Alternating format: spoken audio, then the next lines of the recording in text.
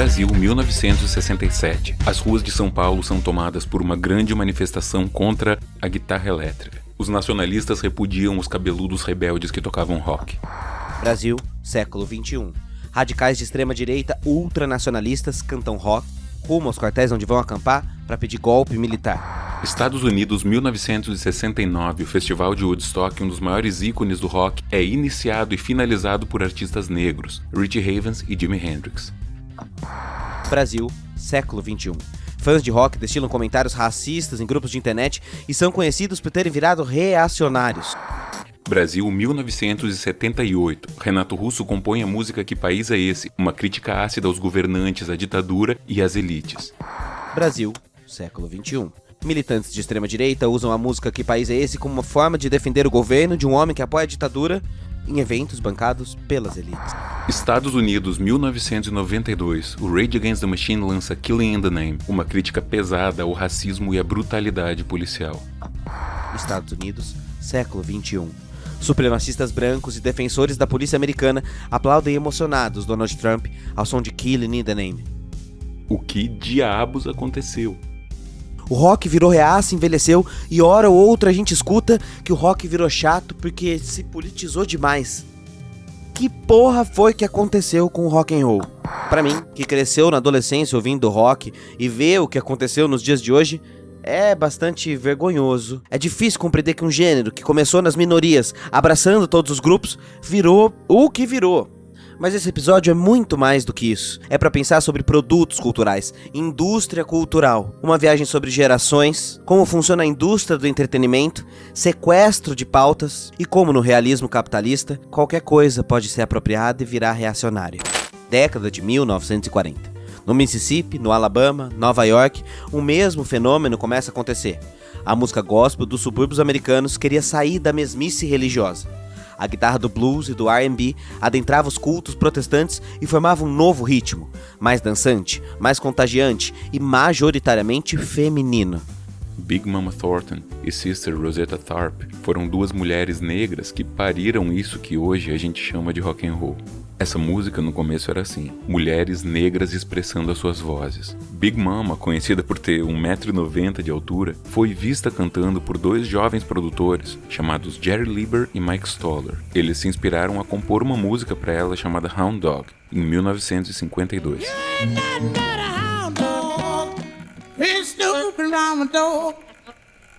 You can wag your tail, but I ain't gonna feed you no more. Mas elas duas estavam longe de ser as únicas. Também tinha muitos homens, negros, pobres, e alguns deles até com masculinidades divergentes do padrão, que faziam músicas que arrepiavam os jovens que ouviam, cantavam e dançavam quando os mais velhos não estavam olhando. You know, it was real prejudice back in that time. Now, this is, as I recall, my memory of you is you were a peculiar appearing performer. You looked strange, you know? Well, it was strange because didn't nobody else have nerve enough to wear what I was wearing. Yeah. I believe a lot of people wanted to look like I looked, but they didn't know how to put it on. O problema que os produtores percebiam era que o rock, nessa América tão segregada, era negro demais para fazer sucesso com um público mais amplo e mais cheio da grana. É bom lembrar que os negros eram só 12% da população dos Estados Unidos e que os jovens não tinham muito poder aquisitivo. Eles sabiam que a hora que eles achassem um branco, principalmente se fosse bonitão, que conseguisse cantar igual esses negros, eles iam ganhar muita grana. Aí adivinha só.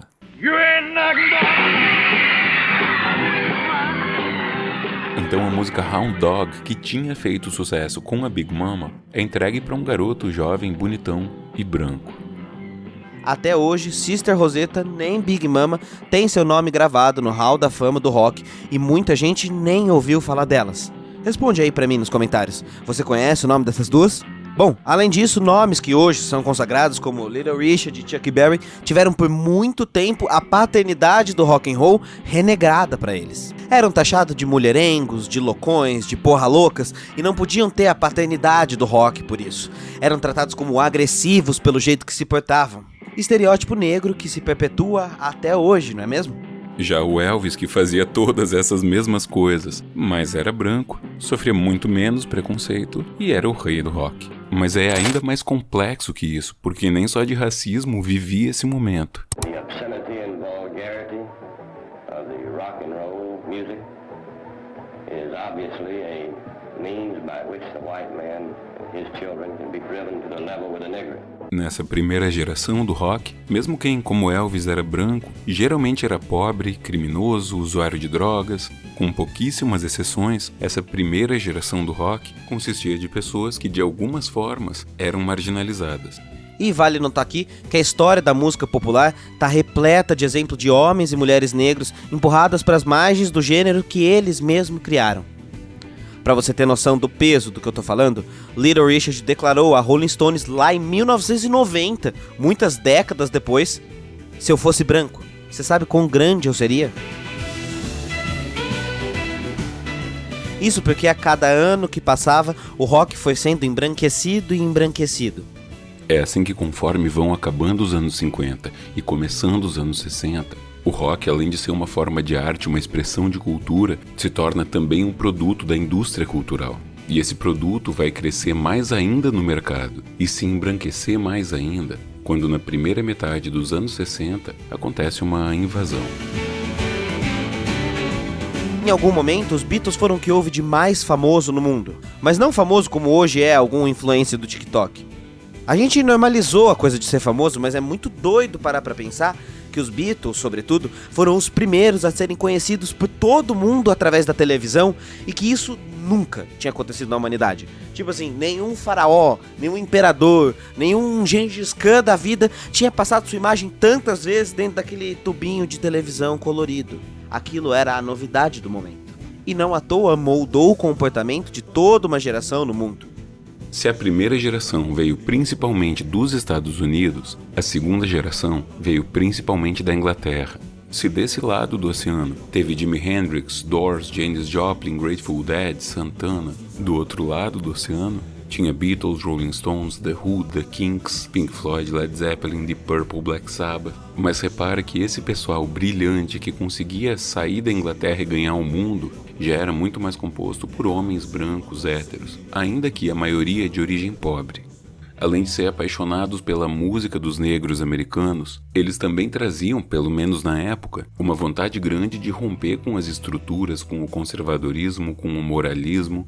E quando a Guerra do Vietnã começa a ter visibilidade na TV, praticamente todos eles vão se manifestar fortemente contra a guerra, contra o imperialismo e vão ser, em sua maioria, bastante ligados nos ativismos que lutavam por igualdades, lutavam por direitos das minorias. Por exemplo, quando os Beatles foram tocar nos Estados Unidos, o Paul McCartney fez uma coisa que nenhum artista internacional fazia. Ele criticou a segregação dos Estados Unidos numa entrevista. E a partir disso, os Beatles, homens brancos europeus, passaram a ser perseguidos pela Ku Klux Klan. Sim, aquela Ku Klux Klan, em todos os seus shows nos Estados Unidos. Quando os Beatles foram condecorados com o Member of British Empire, MBE, o John Lennon mandou devolver o MBE dele porque não queria ser membro do Império. Mas veja, não podemos aqui cometer anacronismos. Ainda com esses problemas que estamos apontando, o rock quebrou paradigmas históricos para o período. A criação da contracultura do rock avançou, ousou e provocou dentro do que dava no período. Cada sujeito está preso dentro do seu tempo histórico. Então não podemos perder esse horizonte de análise, claro. Tipo, literalmente, não fazia 30 anos que o termo juventude tinha sido inventado como conceito. 30 anos, tipo, como se fosse hoje para os anos 90. E isso virou o mundo de ponta cabeça. Os valores de independência mexeram tudo que havia nos anos 60 e 70. O rock era música proibida pelas autoridades. Era o que o adulto proibia e o jovem conseguia ouvir. O espaço onde ele era acolhido nessa época. Era o início de uma ruptura entre o mundo infantil e o mundo adulto. E o palco onde essa ruptura acontecia, às vezes era no rádio, às vezes na TV, às vezes nos discos e às vezes literalmente nos palcos. Sobretudo de uma coisa que ficou muito marcada dessa época, os festivais.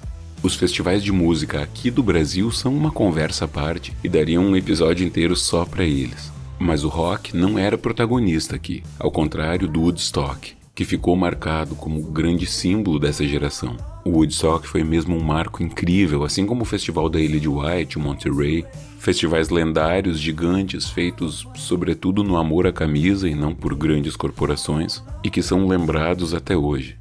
Mas tem um porém aí, uma coisa que também é bom lembrar. Quando a gente está estudando história, o que a gente lembra pode ser muito revelador. Mas o que a gente não lembra, o fato de a gente não lembrar de algumas coisas, também pode ser muito revelador de outras formas. Festivais levavam multidões para falar de revolução. É lógico que o Woodstock tem uma importância gigantesca para a cultura mundial e para a ideia de contracultura que foi formada dali em diante, claro. De como se davam a sexualidade das mulheres, o nascimento dos feminismos, como se empregava a lógica de lucro capitalista até ali, os primeiros papos sobre a exploração do meio ambiente. Tudo isso aconteceu, verdade. Mas alguns dias antes, um outro festival gigantesco e muito importante estava rolando e pouca gente parece lembrar dele. Era o Harlem Cultural Festival, uma série de eventos e festivais libertadora que celebrava a cultura negra americana numa época marcada pelos assassinatos de seus líderes, Martin Luther King, Malcolm X, e um acirramento muito grande da luta pelos direitos civis dos negros dos Estados Unidos. E esse festival tinha nomes gigantescos. Stevie Wonder, Nina Simone, Sly and Family Stone. Ele foi inteiro filmado, mais de 40 horas de shows, um público de mais de 300 mil pessoas, falando em revolução, falando em poder negro, falando de violência, mas celebrando amor. E aí, adivinha só? Eles não conseguiram o interesse de nenhuma emissora para trabalhar o evento. Assim como a lembrança do Woodstock nos diz muito, o esquecimento do Harlem Cultural Festival, de outra forma, também nos diz muito. Tipo, sério, foi só agora, há poucos anos, que essas fitas foram redescobertas, com esse tanto de artista, com esse tanto de poder. Quem conta a história são sempre os vencedores. Mais do que nunca, a indústria cultural precisava tomar rédeas da contracultura para colocar limites no movimento. Nem tudo podia ser visto, nem tudo era tão livre, nem tudo era escolhido para fazer sucesso. Não é só talento, era indústria e dinheiro. Com a morte devastadora e prematura de Jimi Hendrix, logo aos 27 anos, o rock mainstream permaneceu como um gênero majoritariamente branco e com pouquíssimos negros ao longo das décadas. A indústria cultural, os meios de comunicação e os próprios imaginários de sociedade demandaram que o rock representasse um apelo somente à juventude branca. A contestação, no entanto, ia se esvaziando a cada ano que passava.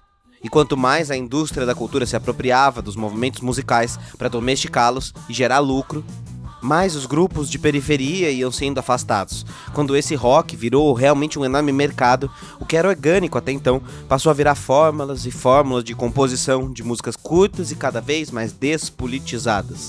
Nos anos 70, quando punk rock e disco music estouram, fazem muito sucesso, mais ou menos na mesma época, apesar de serem dois tipos de música radicalmente diferentes, eles são quase que dois lados da mesma moeda. Porque os dois são tipos de música que vieram de populações marginalizadas e que de repente foram abraçados pela indústria, fizeram muito sucesso, se tornaram impossíveis de evitar para as outras pessoas e que causaram reações extremas. O punk, que veio das periferias, veio das populações marginalizadas pelo crime, pelas drogas e sobretudo pela pobreza e desigualdade social, ele junta a simplicidade do rock and roll lá do começo com uma vontade de incomodar, de importunar, de encher o saco, de confrontar o sistema e, portanto, de causar uma reação. E antes do movimento punk estourar, já tinha gente fazendo isso. Mas a partir daí ele tem um nome, ele tem uma fatia de mercado e ele começa a ser explorado pelas gravadoras como mais um produto de consumo. E não é à toa que os Sex Pistols, uma das bandas punks mais icônicas e influentes, tem como elemento vital da sua fundação e de toda a sua curta carreira o Malcolm McLaren, que era um dono de grife. Já a disco music tinha uma abordagem completamente diferente. Ela era uma celebração da cultura negra, da cultura latina, da cultura gay, tomando o mainstream, ficando pop. Da mesma forma, ela foi rapidamente cooptada pelas gravadoras, pela indústria musical, foi embranquecida muito rápido, pasteurizada muito rápido, tocava o tempo todo, em todo lugar, até todo mundo tá enjoado, e teve uma relação muito ambígua com o rock. Por um lado, quase todos os grandes nomes do rock da época mergulharam na disco music, fizeram músicas influenciadas pela disco, como os Rolling Stones, Paul McCartney, Kiss, Pink Floyd, Queen, Elton John, quase todo mundo. Mas por outro lado, a gente teve uma reação gigantesca e despropositada de gente que odiava a disco de uma maneira muito mais vocal, intensa e agressiva do que odiava todos os outros movimentos e modas da cultura pop que tinham vindo até então. Por um lado, estavam de saco cheio da gravadora ficar impondo essa música e tocando essa música em todo lugar. Mas por outro lado, tem também aí uma questão racial, uma questão de gênero, uma questão de preconceito, uma questão de gente branca não querendo ter o seu privilégio tomado e invadido por essas gentes que, enfim, né? O ápice disso tudo foi a Disco Demolition Night, quando num estádio, num jogo de beisebol, as pessoas que levassem discos de disco music para queimar tinham um ingresso gratuito. Aí eles fizeram uma grande fogueira para queimar esses discos em um estádio cheio, aos gritos de coisas que, vamos dizer assim, deixariam o Vini Jr. bem irritado. Muito parecido com as fogueiras que fizeram 15 anos antes para botar fogo em disco dos Beatles, porque eles eram do demônio, mas um pouco parecido também com outras fogueiras que a gente já viu ao longo da história. E quando o rock virou comercial aqui no Brasil, a fórmula se repetiu. Rock foi virando uma ideia de branquitude intelectualizada, com alto poder aquisitivo, que tinha contato com o que vinha de fora no exterior, que exigia anos e anos de estudo, porque senão você era um poser de rock. Uma bosta, né? Até porque o rock nesse período não estava muito bem. Por exemplo, quando Eric Clapton disse ao seu público, lá no Reino Unido, que o país estava super povoado e que se transformaria numa colônia negra por causa da imigração, ele foi apoiado pela Frente Nacional Keep Britain White. Sim, mantém aquela bosta branca. Desculpa. Essa guinada para a direita não aconteceu só por lá. Se na Inglaterra da Margaret Thatcher o conservadorismo ganhou força de novo, nos Estados Unidos do Ronald Reagan, nos anos 80, a onda conservadora também foi muito forte. Uma grande parte do rock vai ficar mais careta, vai ficar mais despolitizado. As novas vertentes que ganham popularidade dentro do metal, dentro do hardcore, vão em alguns casos se alienando cada vez mais para os seus próprios mundinhos de fantasia e em alguns casos se radicalizando cada vez mais na política, fazendo um contraponto a essa onda conservadora. É aí que, com o apoio do governo, os políticos mais neoliberais são justamente aqueles que vão criar iniciativas que são ancestrais do que hoje é, por exemplo, o banimento de livros nas escolas. Uma das maiores brigas que o rock encampou nesse período foi justamente contra a censura. Grupos de pais apoiados por políticos pediam a censura, a proibição da venda de discos, porque teriam letras explícitas ou satanistas. Aliás, essa também foi a época do pânico satânico, em que a mídia sensacionalista, aliada com a religião, que também se exacerbava, começou a ver satanismo em tudo quanto era coisa. Música, série, filme, livro, jogo de RPG, tudo era do demônio. Só tirar dinheiro do fiel e abusar da boa vontade deles, isso tudo bem, isso pode, isso é de Deus. Aleluia. No fim das contas, isso vai dar origem a esse selinho de aviso aos pais, letras explícitas, que era colocado na capa dos discos e é em muitos casos até hoje. Isso foi feito para coibir a venda de alguns discos, mas em alguns casos até ajudou, porque a molecada via esse selinho e já queria saber o que esse disco estava dizendo.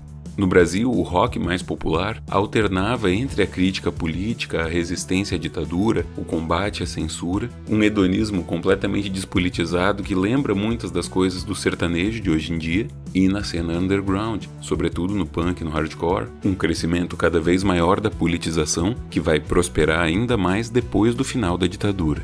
Se por um lado o rock não era mais a grande novidade das quebradas, tendo perdido esse espaço para o rap, um movimento que demorou um pouco para chegar aqui, mas foi muito rápido nos Estados Unidos. Por outro lado, parecia que as bandas de rock daqui tinham vergonha de ser brasileiras. Todo o desastre que foi a ditadura fez com que a ideia de o que é daqui fosse uma ideia meio desprezada, sobretudo pelas pessoas mais jovens, e tudo que era importado era muito bom. Então, musicalmente falando, bandas como Legião Urbana vão ser irmãs das bandas inglesas, enquanto bandas como Ultraje a Rigor vão ser irmãs das bandas californianas. Quando cai o Muro de Berlim, acaba a Guerra Fria, aqui no Brasil a ditadura já tinha acabado, essa onda de conservadorismo guiado pelo medo começa a dar lugar a um mundo em que já não se tem mais tanto do que ter medo. Então o que acontece aqui e o que acontece nos Estados Unidos e na Inglaterra são coisas completamente diferentes. No Brasil explode uma diversidade de bandas que não tinham mais essa vergonha de ser brasileiros. Nos anos 90, sobretudo depois de 94, com o Plano Real,